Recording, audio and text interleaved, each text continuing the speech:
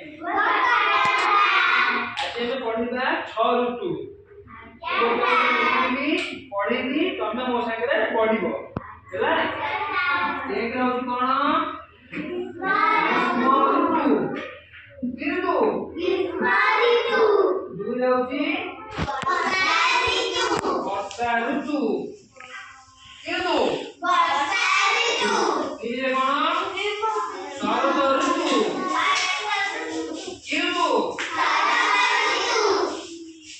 चार से कोन हेमंत ऋतु पांच से कोन शीत ऋतु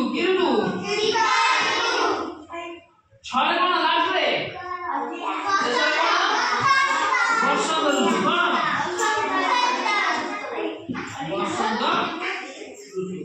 चलो पढ़िबा एक होची ग्रीष्म ऋतु